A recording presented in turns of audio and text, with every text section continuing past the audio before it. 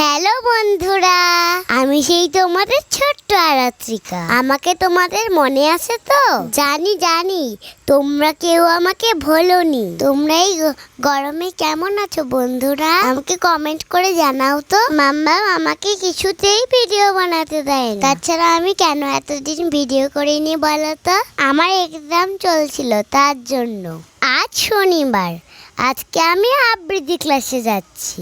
এখন বাজে সন্ধ্যে 6টা। এখনো সূর্যি মামা কি সুন্দর আলো দিচ্ছে। আমি আমার হাত দুটো দিয়ে হার্ট শেপ বানিয়ে সূর্যি মামাকে নিয়ে একটা ছবি তুলতে বললাম। ওই দেখো বন্ধুরা, আমাদের মায়ের পরিষ্কার মন্দির। সবাই বলো হরে কৃষ্ণ।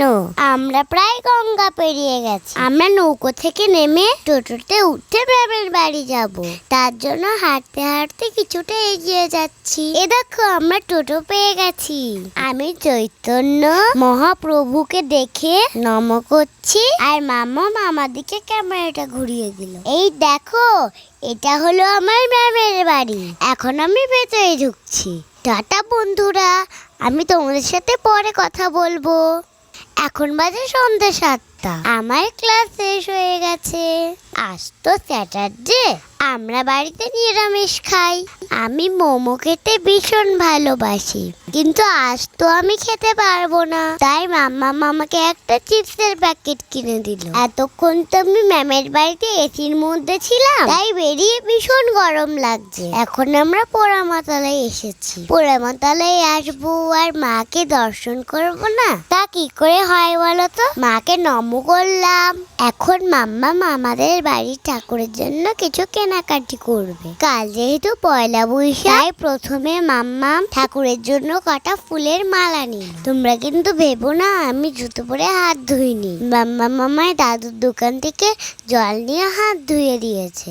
এখন এসেছি কটা ঠাকুরের জন্য জামা কাপড় কিনতে। এই দেখো বন্ধুরা, আমি এই জামাগুলো ঠাকুরের জন্য পছন্দ করেছি। যেহেতু গরম পড়েছে, তাই ঠাকুরের জন্য কটা সুতির জামা নিলাম। জামাগুলো কেমন হয়েছে কমেন্ট করে জানিয়ে কিন্তু।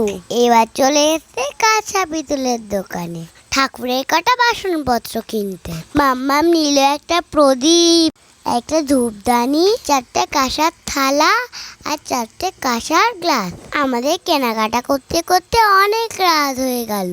মাম্মা মামাকে আবার ডাক্তারখানাও নিয়ে গেছিল। আমার দাঁতে ভীষণ ব্যথা, দাঁতের ডাক্তারের কাছে গেছিলাম আমরা। ঠাকুরের বাসনপত্র জামা কাপড়গুলো কেমন হয়েছে বন্ধুরা কমেন্ট করে জানিও কিন্তু।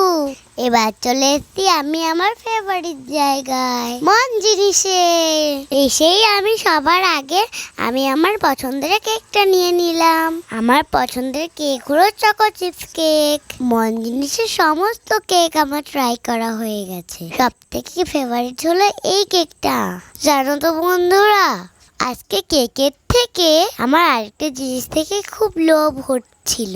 ওইদিকে আমি একটা কুইনের ক্রাউন দেখেছি, কি সুন্দর। মাম্মাম বললো আমার বার্থডেতে কিনে দেবে।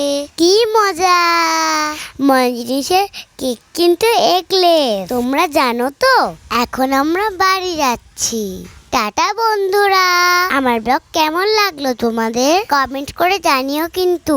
দেখা হচ্ছে পরের ব্লগে। ভালো থেকে সবাই।